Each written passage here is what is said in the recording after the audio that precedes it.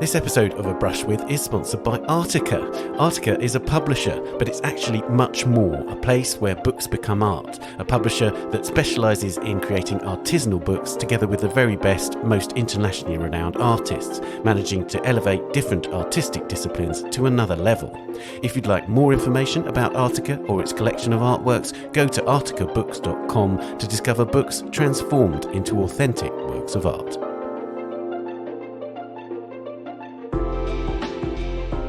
Hello, I'm Ben Luke and welcome to A Brush With, the podcast where I talk to artists about the cultural figures and events that have shaped their lives and work. From early artistic influences to enduring references, to the writers and poets who inform their work and the music that's been the soundtrack to their career and the cultural epiphanies that have shifted their view of the world.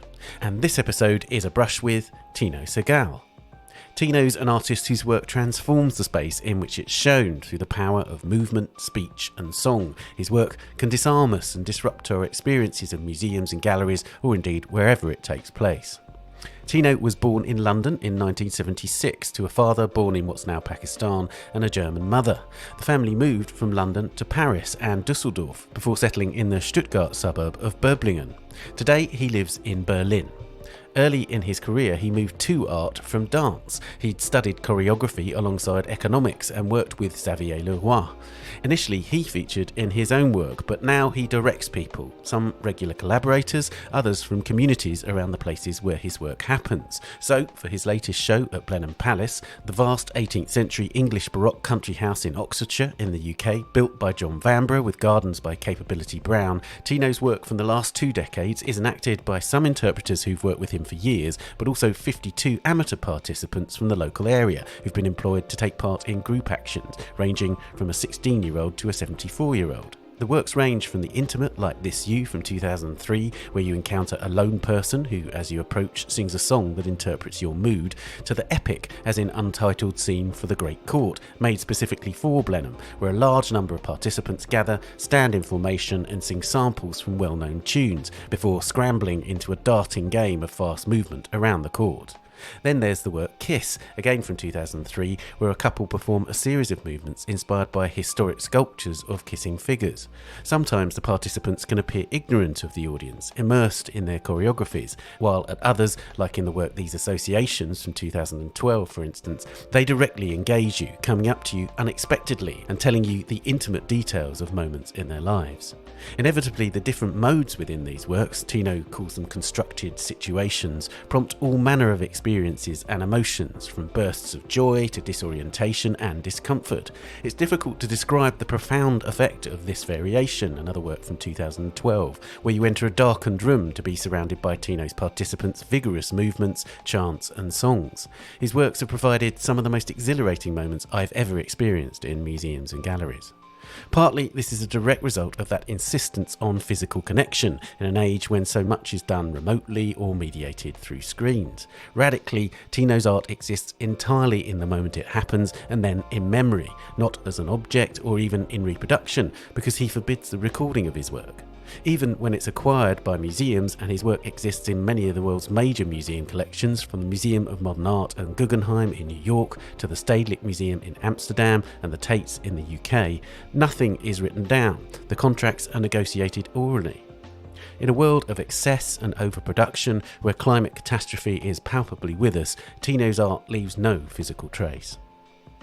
Crucial to understanding Tino's work is that he doesn't see it in the tradition of performance art. While dance is undoubtedly fundamental to his art, and he regularly cites the great choreographer Georges Balanchine for instance, Tino's work is made in relation to the history of painting and sculpture and recent art, including minimalism and conceptualism. Talking about his affinity with minimal art, he said it sets up a space which positions the viewer. Minimal art's very situational, it's always there to put the viewer into relation with it. And it's this idea that I began our conversation with. What distinguishes his work from performance art and aligns it more with sculptural and installation traditions?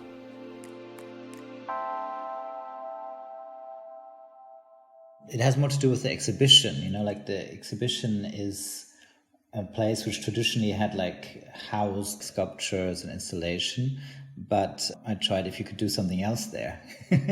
So, because what I like about the exhibition is that it's a newer format, historically speaking. It's for like 200, 250, 300 years. And so it's the first kind of ritual format, one can say, which really addresses the individual, which means that like you come at your will during the opening hours and you choose how long to stay, you choose what to look at. So it's a very kind of choice-oriented, flexible, liberal format. That was also helpful because, like it allowed for interaction in a way like for example, the stage doesn't allow. You can pull up somebody on stage, but it's not really a comfortable situation if somebody who doesn't really want to be standing in front of like a few hundred people suddenly standing in front of people is supposed to react. Like it's much more interesting to be like one-on-one on a Tuesday morning in a gallery, and over time there are more people that go into a gallery. If you look at a week, like a stage will be open. So it's not that the gallery has less people, just as a kind of side note. And I mean, the other thing was also that my question, that's probably the bigger reason, is like, what can we do in life, in society, instead of producing things? And the museum was the right place to kind of make an experiment around that question. I wanted to explore that a bit because there's a perception that your artistic model, if you like, is a kind of ecological model. And I wanted to know how much of it is seen in that context of climate change, of sustainability, and to what extent that governs that thinking, or to what extent it's just a part of it. No, I think that's the starting point. I grew up in a place which was like where high industrial production was not an abstraction. Like when I looked from my teenage room, like I could see Hewlett-Packard, Mercedes-Benz, like huge production facilities which were bigger than the rest of the city. My school bus was also the shift bus for Mercedes-Benz, So for me, it was not an abstraction, and people either in our town there, like close to Stuttgart, they were either working at the conveyor belt or they were managing, in some ways in these companies. And so life revolved around this really kind of straightforward industrial production. And so for me, it was clear, like, that's what we do in our society. And it's not sustainable, it's not that interesting.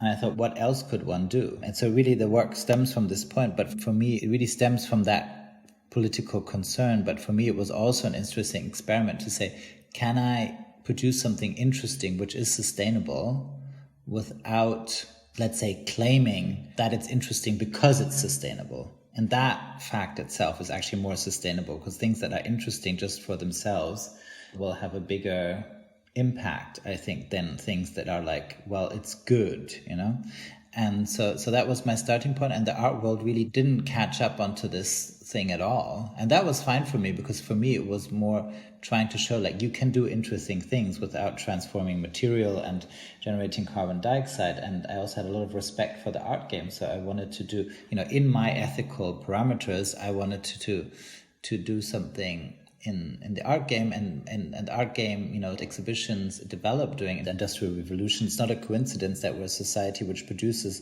lots of things, and then we have invented a ritual which is just basically focused on things, So I was like, well, if I can do it in our ritual format, which mirrors our society, it also shows that there are other things in society which we can busy ourselves with, which most traditional societies or other societies than modern industrial societies anyway always did, So it was also in a way a reminder, and it was important to put that reminder in this, let's say, temple of objects.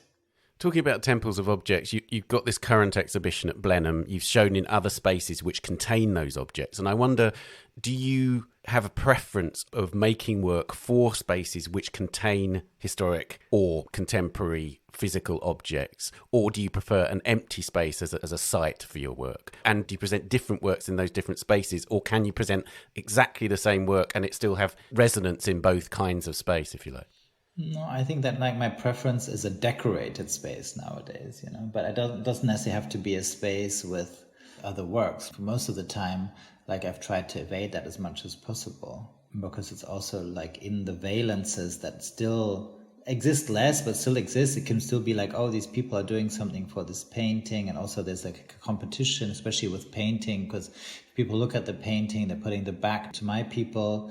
So it's not a good combination most of the time. I did one work was like in Fondation Bayerle in, I think, 2017, where there was a painting by Francis Bacon on one wall, and then there on the opposite wall there was my first work, Instead of Allowing Something to Rise Up to Your Face, Dancing Bruce and Dan and Other Things. Long title, sorry about that. But point being that like you couldn't see both at the same time, but the kind of formal similarities were kind of clear, but you had to turn around to see both of them. They were kind of separated by a good, like, say 8 meters or something. So I've done it on occasion, but in general, for most of the time that I've, done shows, I've worked in white cubes, and I was happy to do so. Now I'm a little bit tired of that, but, like an empty white cube was like my go-to. And then there, of course, there's better rooms and less good rooms. I wanted to ask about, you talked about that idea of, the choice of the audience for a museum, the idea that it is left up to you to visit when you want to visit and for how long you visit and everything else, and how much you employ that as an element in your work when you make work for museums, in the sense that there is an agency in the museum audience that, say, a theatre or concert hall audience doesn't have, and how much you want to instrumentalise that, or at least use that as a sort of powerful element within the work. I mean, it's similar, like with the sustainability question. It just produces like a let's say, an ethical framework for the work to exist in. Like I think in our society we are individuals. We are powerful through voting, through our decisions as consumers. We're powerful through market research, because basically people are scanning like what our preferences are. So it's more a framework which corresponds to the way I perceive life to be in current societies, is that like you are powerful. So, and whereas, let's say, in Greek antiquity or in a medieval church, I mean, not everybody could vote, if they could vote at all, like their consumer choices weren't, like as impactful, because basically there was less than everybody needed. So like what your choice was kind of irrelevant, So in that sense, we also had, societies were smaller. So we had formats which mirrored a little bit this fact, like you're, as an individual, you're more part of an element of a collective body. And that's how these formats like the church or like the theater placed people, no? Like it's also not a coincidence, let's say, that in the Greek theater of antiquity, you also had a what they call the choir, which is not necessarily singing choir, but like this group of people, because that was like the relevant formation. Today, I would say the relevant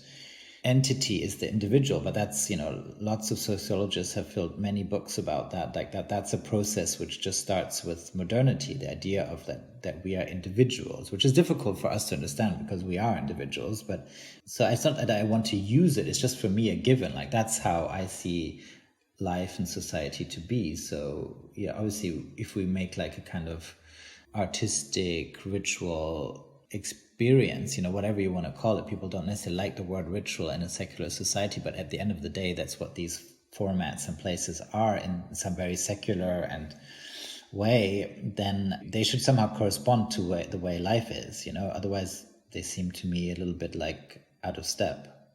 One of the things I'm really conscious of when I'm experiencing your work is that there are rules. And the more I see of your work, I find myself engaging with those rules and disengaging with those rules through the piece. So why do they form in formation at this point? What are their instructions that they act on? To what extent do you want those rules to be open to question or to be considered by the audience? So I'll give you an example. At Blenheim, one of the interpreters came up to me and told me about this experience where she's not a grandmother, but she's married to somebody who has grandchildren, and they adopted her as a grandparent. She became called a grandparent, and this was a landmark moment for her. And I was charmed by this story, and then I began to think about what the instruction was that she had in terms of how she engaged with me. I suppose that it's about that interaction being actually quite an emotional and personal connection, but at the same time she is adhering to certain instructions. So I guess that's what I'm talking about.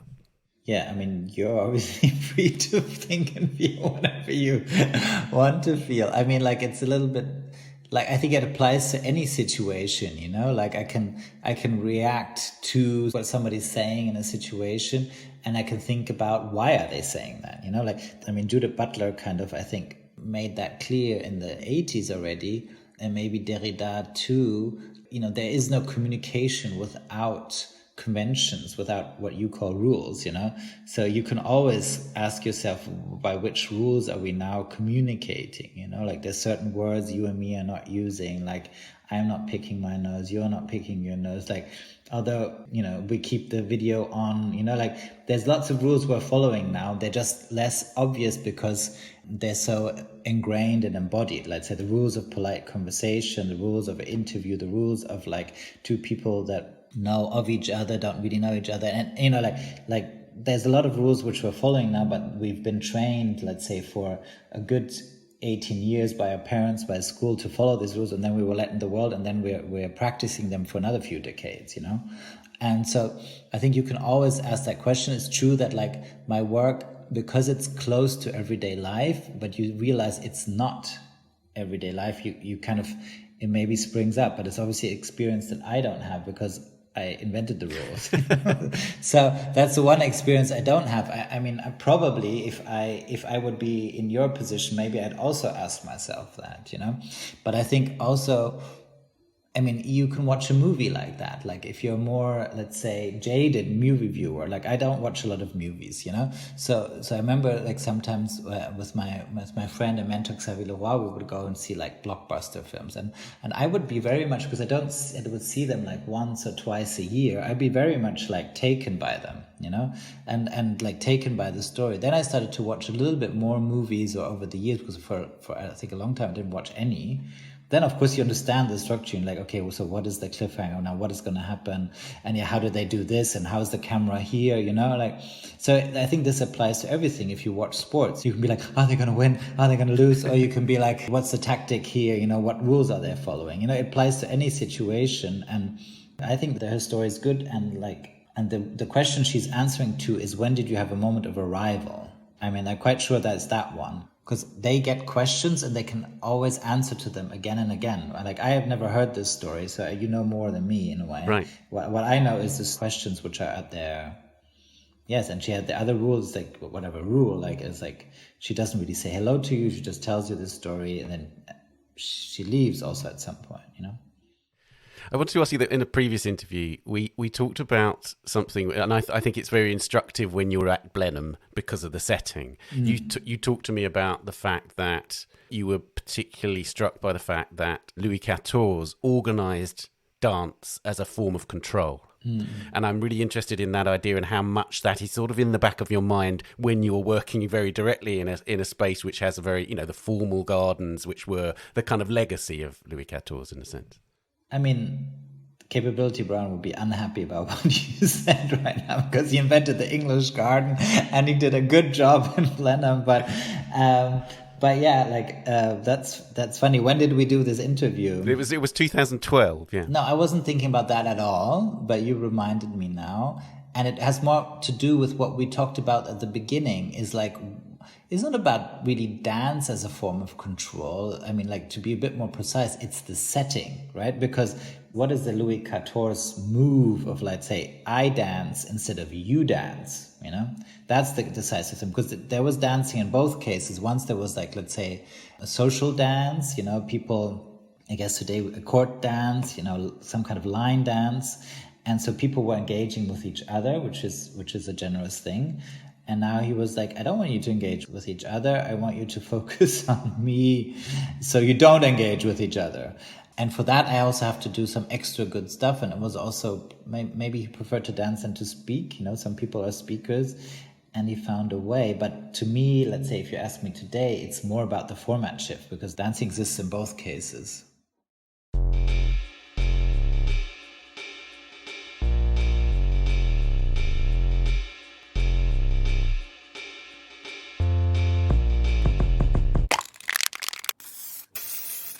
Let's move on to the questions that we ask all our guests now. So the first question is, who was the first artist whose work you loved? I never loved his work, but let's say the first work that I kind of engaged with, that I knew of, like, was definitely Beuys, you know, because he was like a kind of public figure in Germany at that time. I also partially grew up in Düsseldorf as a kid, so it was kind of a name I knew. And then kind of the idea that you could do art with actions, you know, that was obviously something that I was interested in. And also this kind of détournement, which you have a lot in this kind of art, not necessarily so much in Beuys, but like I was, as a teenager, I was like a kind of avid skateboarder and, like a street skater. So I knew like this kind of détournement, like you use a handrail for something else than it's supposed to use for. So like there were relations there, and but I wouldn't go so far that I loved the work. I think the first work that like my first like art book I had, because I came from a very kind of suburban, uncultural background, was that I somehow found this Taschen book of Yves Klein. And so I think that was the first artist that I was like really kind of, I had this book and I would like flip through the pages and I would read it again and again. And then I think the second one was then probably Duchamp already. I'm interested. Beuys, one talks to artists who studied in Germany, and quite often they put him in oppositional terms, that he was either a great liberating figure or he was an oppressive figure. You studied economics and dance, right? So it's slightly different if you're not in the art school system. But did you perceive of Beuys having a particular kind of presence, if you like? You called him a public figure, but did he have a negative or positive effect, as it were? I think what I took from Beuys is that like that there's a certain kind of openness, like that everything is possible. Today, I think he took things a little bit too open. I would claim that like some of his works were interesting. Let's say, for example, documenta contributions like this Office for Direct Democracy. They were interesting, let's say, cultural events in that moment. But I'm not sure they qualify as a work of art in the sense that it's not something which is repeatable. It's not something which can be really shown again in a museum beyond this person, also nothing which was intended to be shown again. And so I'm not sure it really qualifies 100%, to being an artwork, And also I'm not sure, how formed that was, for example, if you take these things. But like, I think there's great works like the 7,000 oak trees or something, which is interesting, if you see it nowadays. Like it's simple also. But yeah, I wasn't so passionate about it. Maybe also wasn't so passionate because it was very, maybe already present or something. I don't know. Yves Klein was something that I then discovered more, and the sensibility, I think I related more to the sensibility of it. When you say the sensibility, what do you mean? I don't know, the colors, the monochromes, like jumping into the void. And if you look at my work, I think it's closer to, I would say it's closer to Yves Klein, who I also don't think about too much, like it's a long time. We're talking about stuff which is really a long time ago, but like, I think also Yves Klein with his judo, the idea of having a skill, like a bodily skill, like how I employ dance, unless, I had to properly train and transform in a way, like who I was, how my body works, and so I think whereas Beuys was more of he was trained in visual art, I guess. That's probably the difference. I'm intrigued by the sort of repeatability element that you talked about in connection with Beuys, because, of course, one of the key things about your work is that it is repeatable, in the sense that it's passed on through this oral process and museums buy it and then re-perform it. Can you say something about, to what extent are you still involved? Say the Tate was to do This Is Propaganda in the museum next month. To what extent would you be involved in the recreation of that piece then? Not necessarily me personally. I think they showed it once more and I didn't see it. But of course, it's somebody from my team, like somebody who's authorized to kind of set up that work. And so in a sense, it would pass through, somehow through the computer that we're talking through now. Probably, like a curator at the Tate would then write to me also. I think that's also normal practice with living artists.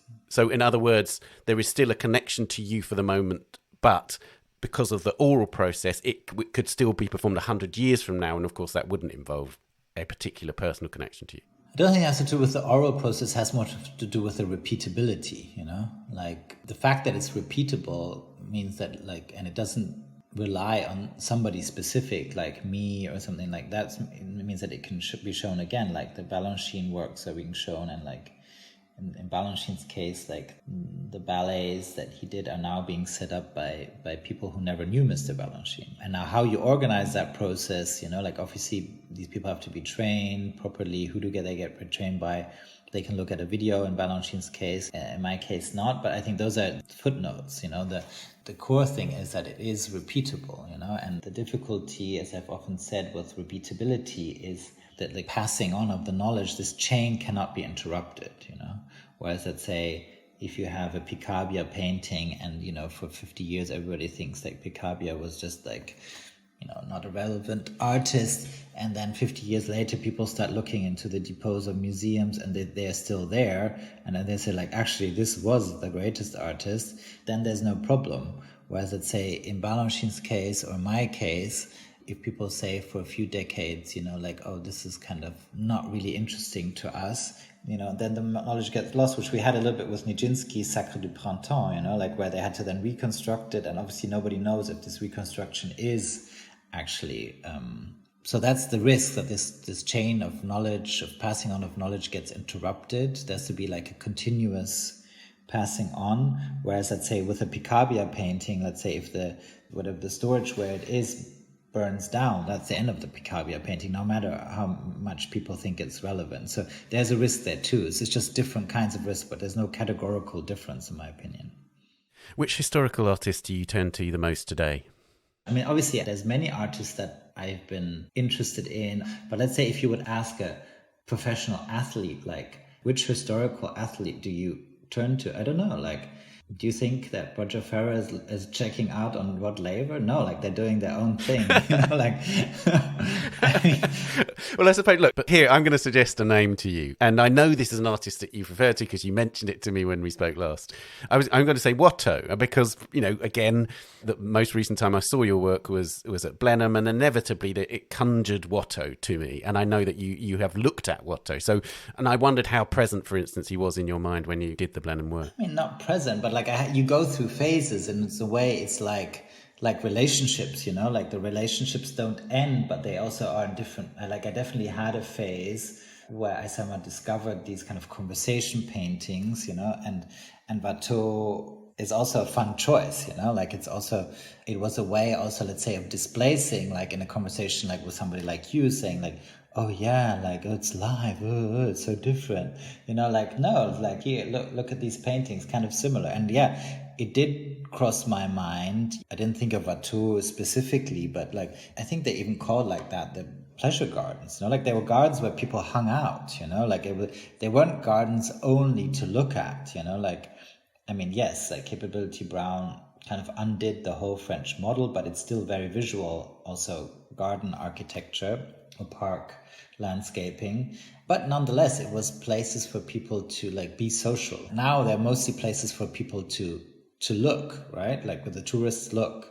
But like with my work, it becomes a little bit more social again. Like there's actually interactions in these gardens, which are, let's say, yeah, like you say, a little bit more formalized. I mean, there are social interactions when people picnic and stuff like that. It does happen. People play cricket, people picnic and stuff like that on the South Lawn at Blenheim. But in general, let's say the majority is kind of looking, like in a sightseeing way. But in some cases, for instance, you employ the language of historical works in your work. So Kiss, for instance, it's been performed across the world. It's the first thing you see the minute you walk into Blenheim Palace. And that very directly refers to historic works. To what extent are they also sort of subversions of those sculptures? That in a sense they evoke them, but also obviously through the process of movement, they disentangle them or whatever.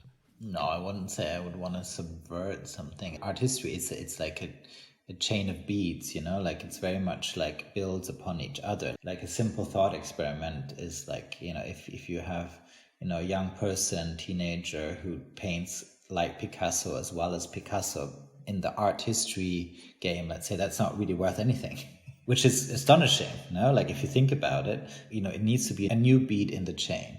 So in that sense, like that's the logic, when I did Kiss, like it's like, okay, we have a certain trope in art, or how do you say, like topic, which is the kiss. Like different artists have worked on that, like Brancusi or Rodin, Klimt. Let me do my version of that. And I think art often functions like that. And in a way, what I did is like, because I have this, let's say, more versatile medium, I can also kind of literally pass through them, and that's also a way of showing respect, but also in a way of making a comparison. Now, what is the difference between my Kiss, which is live, and Rodin's Kiss? It's opening up that question. I wanted to ask about the fact that when I was looking at that work, I noticed that it seemed to me that it was being performed by a man and a woman, but in one instance, it seemed to me that the woman was occupying the place of the man in Rodin's Kiss. And I wonder how, as it's performed, that choreography deliberately plays with the sort of gender balance, if you like, in the original works. That's well observed. Yeah, like they do one round where, let's say, the male dancer takes up the feminine role, let's say, which you can find from the positions in the sculptures, and then it switches back around. So it always goes one direction and then back. And the whole gender thing is definitely important there, and it's also interesting to play with like who's doing what and what is their positionings, so yeah. And I wanted to talk a bit about contemporary artists. I particularly wanted to ask you about this famous thing about you, which is that there is something called a Coons test. It relates to Jeff Coons. And tell me about the Coons test. I mean, this is something I did this a very long time ago, but it was like maybe 15 years ago, 16 years ago, when I was more of an emerging artist. And then, I had the privilege to meet many curators, and it was just a simple way of finding out where somebody stands. Because how can I say this? Jeff is an artist that people really react to strongly. And when it comes to economics, something that I studied, or political economy, there's a lot of confusion, which also came from the 60s, 70s generation, which had a quite superficial reading of Marx, or a vulgarized reading of Marx, which then translated to art, which produced all sorts of kind of confusions. And they've only slowly, I think, with the current younger generations, I feel they've really done away with that, and they're not in this confusion in the same way anymore. But it was a shorthand way to find out where somebody politically stands without going through a lot of topics, which could be endless. Would it simply consist of you asking the curator that you were going to work with, what do you make of Jeff Coons? I wouldn't do it in a methodological way, but in the conversation, sometimes there's an opportunity to bring that up or something. But I haven't done it for more than I think probably the last time I did it was 13, 14 years ago. So I honestly can't even remember, You mentioned, instead of allowing something to rise up to your face, dancing Bruce and Dan and other things from 2000, sort of one of your first works. And that was a work in which you quoted, in a sense, it was a sort of movement collage from Dan Graham and Bruce Nauman. Did you see that as a critique or something much more subtle than that? No, both. I mean, it's again exactly, it's the same principle as in Kiss. It's a show of respect. It's also kind of, in a way, situating myself, which was a necessity at the time, in this kind of chain of beads, if that's something you can say in English, and saying dance has existed in visual art, Bruce Nauman had a strong reception of Cunningham. It's not somebody I return to, let's put it like that, but of that scene, let's say, also the Judson Church scene, and he put it into video. And then Dan Graham kind of showed respect to Bruce Nauman, thought these works were great, but also had a critique, is what about the camera in these videos, Why does the camera always stay outside of the whole setup, So Dan Graham incorporated the camera, and I was but what about the specificity of dance, which was relevant to me, which is that something that kind of produces without producing, to say it quickly. That specificity of dance was lost, in my opinion, when you put it into video. It was just a way for me to make my point, Then also, instead of allowing, I think, which is a short way of saying this long title, what's interesting about it to me nowadays is that it kind of feels and looks like an object without being one and without being still. I wondered about your studio setup, because I normally ask people at this point what they have pinned to their studio wall. And I don't even know if you have a studio. Do you have what could be regarded as a conventional studio setup? No, I never really had a studio. In the house I lived in, we had a shared rehearsal space. And so sometimes I would use that. But basically, a lot of my work is I work on it in my head. It can be for years, or it can be really a matter of a few seconds. But questions, ideas, concerns that I have, and then I try to bring them into a form, and that happens mostly in my head, actually. I mean, sometimes when I have to choreograph, but that I've done 4 or 5 times in my life, where really then I have an idea, then I want to choreograph something in a certain direction. Then I have a more, let's say, less conceptual process where I'm there trying things out, choreographing to the music and stuff. That does happen, but then I just do it in literally in the living room or in a rehearsal space. One thing that you once said, I'm sorry to keep quoting you back at yourself, but I was intrigued by this, was that you felt that often if you write down an idea, if you need to write down an idea, maybe that idea isn't so strong. Yeah. Do you still feel that way? I mean, an idea which governs an artwork should be a powerful thing, because in the end, you know, like, people are gonna walk through an exhibition, travel to an exhibition, pay for an exhibition to see it, you know, which is something you can remember for more than a few minutes, you know.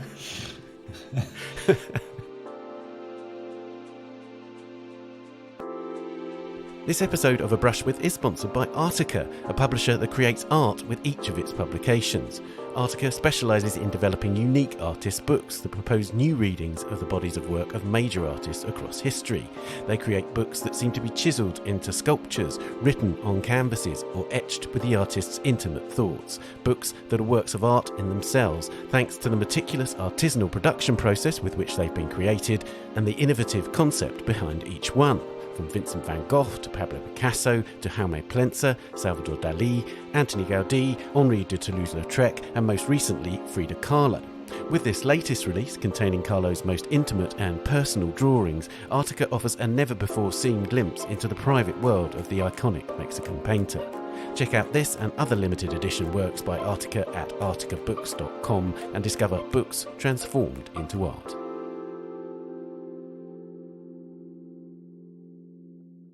Let's talk about museums. Which museum or gallery do you visit most frequently? I mean, where I spent a lot of time and where I really love the architecture is probably the Martin Gropius Bau. I also curated there, like, now twice, and I had a solo show there, and that's, I would say, maybe the place that I'm most familiar with it. You know, like, I know everybody that works there, all the guards, you know, like, so I can just walk in there, which I'm not sure that's true in any other place. But your gravitation towards that isn't just an accident of place. It's a place that you wanted to work and wanted to engage with the architecture and the atmosphere of that space. No, it was a bit of a coincidence. Like, the former director, Geron Sievernich, like, he asked me, and it was a little bit out of the blue. I mean, I lived in Berlin at that time for like 20 years, and I'd rarely been to Gropius Bau. Mm-hmm. And it wasn't really something which was on the map. Now it's changed in the last 6-7 years, you know. But at the beginning, I remember receiving the letter. I was like, okay, this is coming from a kind of a different scene a little bit. But I really enjoyed the atrium and how that, like, because in a way it goes back to what we were talking about at the beginning. Theater, stage is more collective format, museums, galleries more individualized formats. But I think today, in terms of, you know, the process of individualization, which was a process of emancipation, of gaining freedom, you know, like, it was always about undoing ties, you know, like the tie that I have to my religion, to my nation, to my family, you know, like, I can undo that. I can, like, this rigidity can be replaced by choice. That was always a struggle, and that was a struggle for freedom.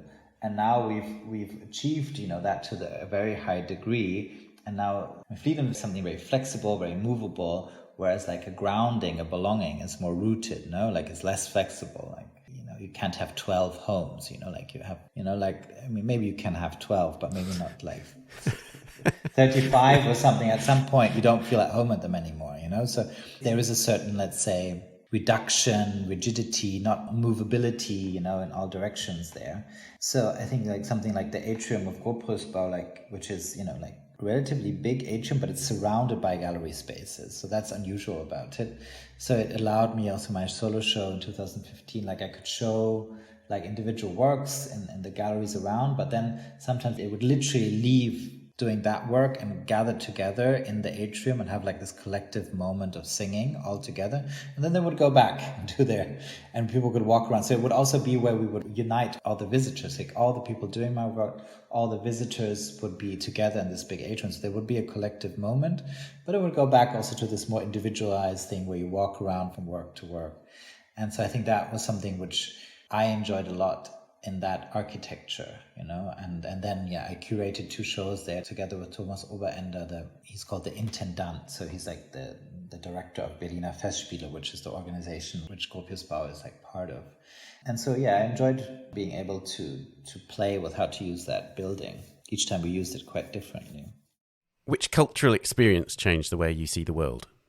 I think Xavier Leroy's Product of Circumstances was definitely, even just reading about Xavier's work, like in the early mid-90s, where it's like a doctor of molecular biology is dancing with his body parts fragmented to Fugazi music, I was like, okay, here is something which is really encompassing, like you have science, you have embodiment, you have art, because he wasn't doing dance as entertainment, and you have also, in a way, a reception of pop culture with the Fugazi. So that was like his first work. But then Productive Circumstances, where he gives this lecture and dances at the same time, that was also for me something formative. I actually helped him a little bit on that, on the English. I was exposed to that. How old was I then? I was like maybe 22 or something. So that was formative. And I think also Christoph Schlingensief did this thing in the early 90s in Volksbühne in Berlin, and that was definitely a kind of epiphany. It was very situational. And I definitely had this epiphany moment. It was called like Raumschiff Europa or something like that. And you had this cast of like differently abled people and then the regular Volksbühne actors, and he'd taken out the seats and he was on stage or like in the room basically. And it was like every time different. He was like live directing it with like a megaphone, and like obviously they had like a kind of toolkit of what they could do, but he was like live DJing it and also reacting to the session live. And I remember like, I thought that was like probably some of the best work I ever saw. But unfortunately, Christoph had, my opinion, now I can say that now that unfortunately he's not alive, like I don't think he had a good context in terms of like who was influencing, like the discourse that he was perceiving, like, and he had this idea, which he was a hugely talented director and creative person, but in my opinion, like that was the pinnacle. Like there was another piece like that, and then he had the idea, I'm going to do a traditional theater piece now. Ha ha ha ha. To me, that didn't make sense, like he had a real situational talent with people also, and with his live directing. But that was definitely a moment of epiphany. And then there was also another moment which didn't feel like an epiphany, but I think it really influenced me, which is a choreographer who did in the early 90s. He's called Felix Ruckert, not known anymore. But he did this project here, like in this kind of dance studios, which were newly established then, like all rusty and like kind of the 90s aesthetic of the time. But it was called Haut nah, like so skin close or something. And then you would be led somewhere and one dancer would dance for you. And I don't think it made like a huge impression on me at the time. I definitely didn't have this like sense like with Christoph's piece, like of an epiphany or something. But I do think it subconsciously must have influenced me, somehow, that it was possible, that it somehow made sense that one person would be doing something for somebody else, Let's talk about literature. Which writers or poets do you return to? I love reading sociology. I love a good sociologist.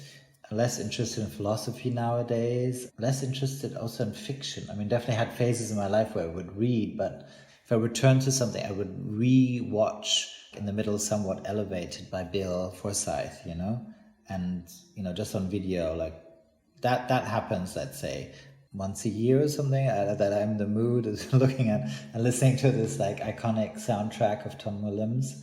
Like that was something that I return to. Or if I get a chance to see a Balanchine ballet, I probably make an effort to go. But to books, it would be more like I return to, let's say, this text by Keynes, Economic Prospects for Our Grandchildren, or this text by Margaret Mead, Art and Reality, or this book by John Kenneth Galbraith, The Affluent Society. That's more what, let's say, gets me going than like, I mean, I didn't really grow up with poetry and I don't really have a strong relation to it. I listen to a lot of music. We'll come on to music in a second. I wanted to ask you first, though, about in these associations, there are very direct quotes, although they're sort of fragmented from, for instance, Hannah Arendt and Heidegger. And I wondered about why you chose those texts to form part of the work. Did they define the subject matter? Did they skew the subject matter to a certain degree?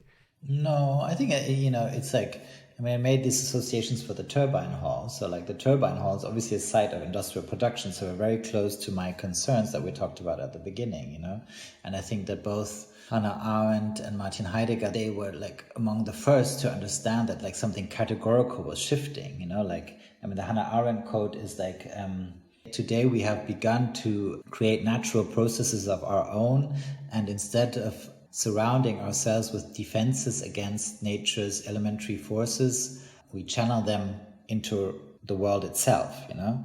So it's the description of something categorical, like a categorical shift, which this was my thinking from late teenage times on, that something categorical had shifted in the, let's say, civilizational process, which was somehow we were producing more than we needed, whereas like humankind's, let's say, state tended to be more like we have less, we are able to produce less than we need, you know? And the same thing with our relation to the planet, you know, like that somehow we were fearful of the dangers of nature and how we had managed to wield these powers to a degree where was it again endangering not really the planet, because the planet is going to continue and it's also, you know, no matter what, then it's going to change, but it's going to endanger the situation that we have such an impact on the planet that it can endanger the disposition of the planet, which is you know, the one we're used to, which is beneficial to life or to human life, you know, and that seems to become all the more palpable now in West Germany. We just had these huge floods, you know, like I think in Belgium too.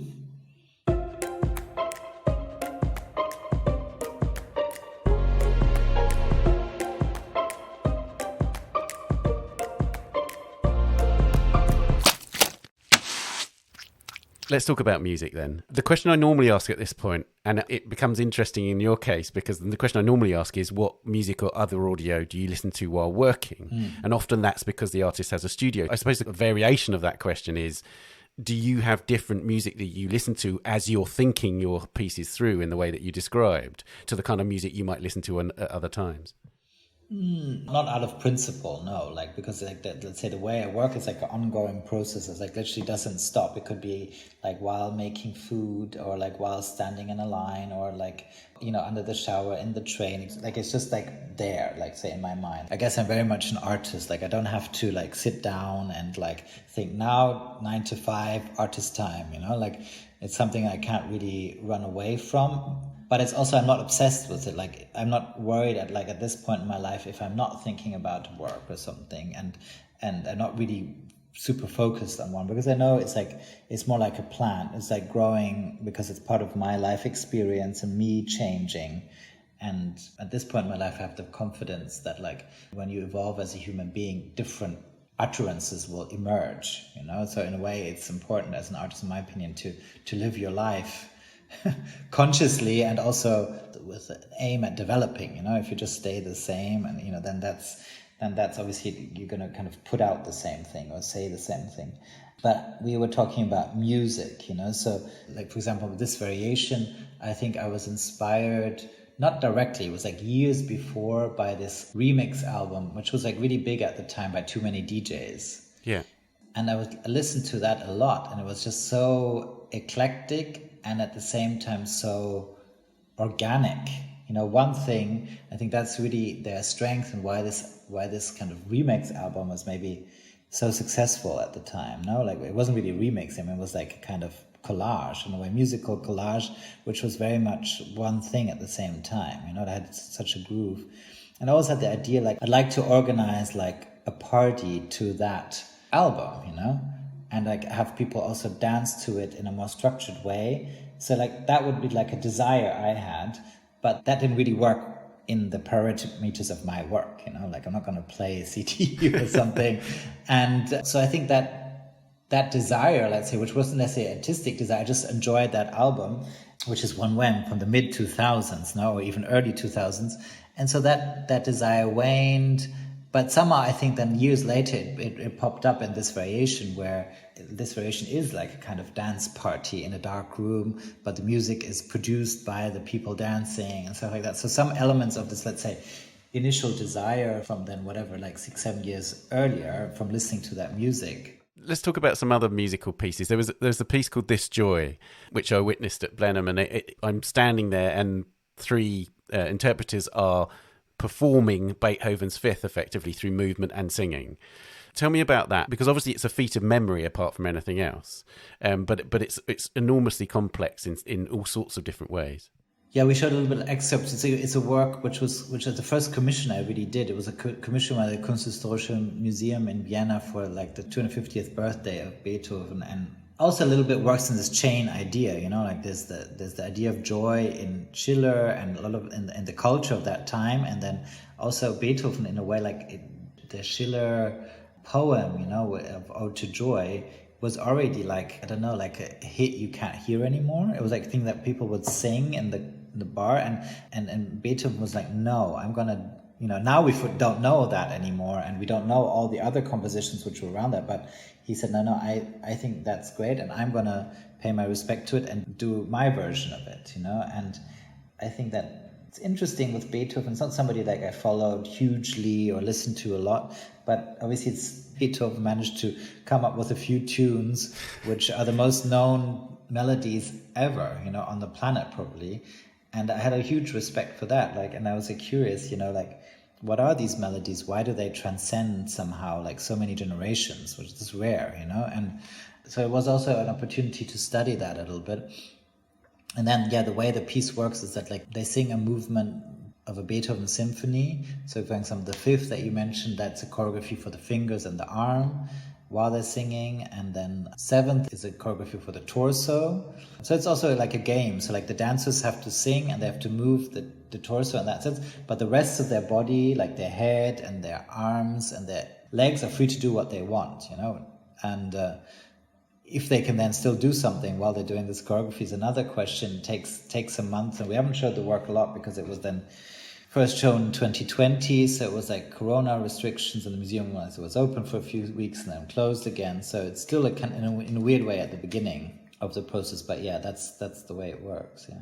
And then, of course, there are musical references which sort of run across your work. There's a work, for instance, that I heard very clearly a fragment of The Robots by Kraftwerk. Yeah. And that was, apart from anything else, that it made me think of a crucial thing, which is about recognition in terms of music. And obviously I recognised that, but there was another piece of music which was wah, wah, wah, wah, wah, wah, wah, and I don't know what that is. That's the beginning of Sock It To Me by Missy Elliott. Oh, is it? Okay, there you go. But that's a sample also. I mean, she made or Timbaland made that into like the defining loop of that Sock It To Me song. But it comes from an earlier song, I think from the 70s, where it just shows up once, where I forget the name right now. Right, okay.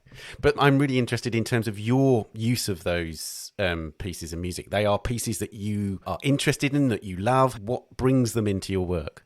I think, you know, that I made this composition I did it for this Corpus Power show, which I told you, where like that's what they would sing when they all came together in the atrium, you know. And I think there's a kind of too stark division in our society. You know, we had, in my opinion, we had like, let's say medieval times, we had, you know, like societies which were largely ruled by, let's say, a transcendental sphere, like supposedly by so-called religion. But really what was ruling was like just human beings who were speaking in the name of spirituality, but, you know, they had very worldly motives, I think, for a good part, let's say.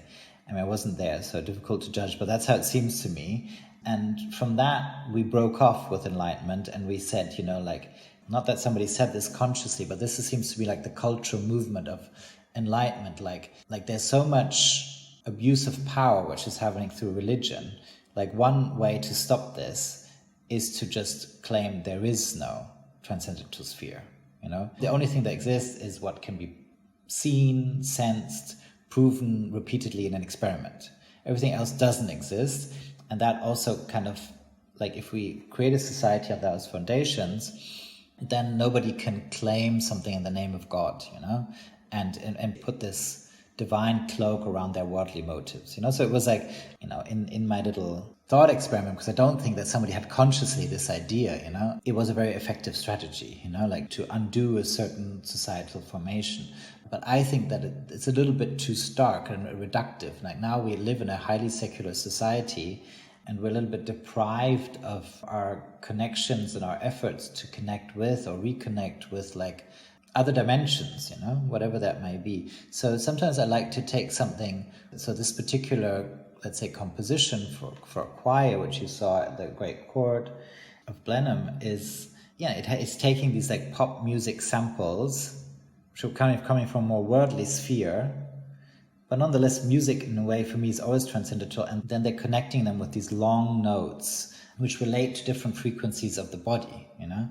And so they go up these different energy centers of the body. They start in the lowest one, they go to the highest. So these notes and these samples, like they take always like the note up or the step up. Like the sample is what takes it one step up, you know?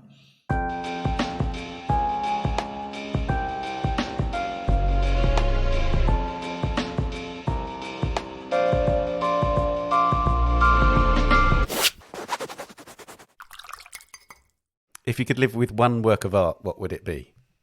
Probably something of González Torres. I like the situational aspect in his work. Also that it understands that at the end, visual art is always comes out of decoration, you know, like, I mean, because you're asking me live with, right? Like that refers to a home. If you ask me like what is the most relevant work of art, you know, like in the last 20, 30 years, I wouldn't necessarily say his work or something. But if you ask me live with, yeah, like probably something González Torres. And the last question, what's art for? Well, sometimes I like to, you know, like give definitions of art, right? And that seems like a question of that. And I think like, you know, one of my favorite definitions of art is like art is the refuge of the spiritual in a secular society, you know? So, you know, the secular society doesn't allow for spirituality really, because it's like, that's what defines it as secular. And it's quite evident if you go to a, you know, encyclopedic museum, you'll see the first works are still altar paintings, which have literally been taken out of a church and now, you know, the beginning of this kind of more historically rational oriented new format, the museum, you know. So like, although this connection is not really allowed in a secular society, this is the way what secular society could allow itself, like in a secular way. Obviously churches still exist and all of that, but that's a particularly secular way of relating to higher spheres, you know? Tino, thank you so much. No, thank you, and I'll press the button here.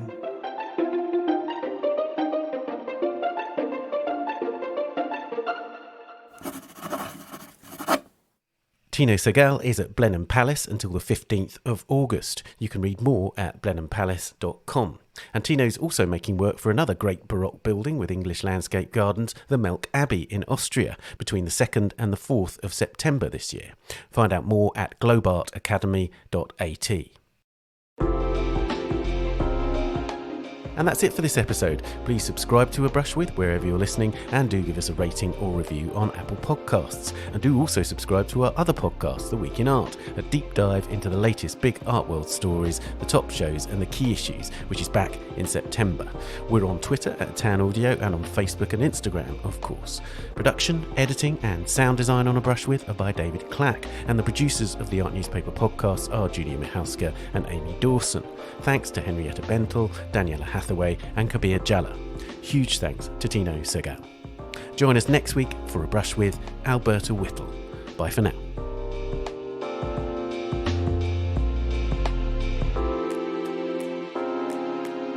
This episode of A Brush With is sponsored by Artica. Go to articabooks.com to discover books transformed into authentic works of art.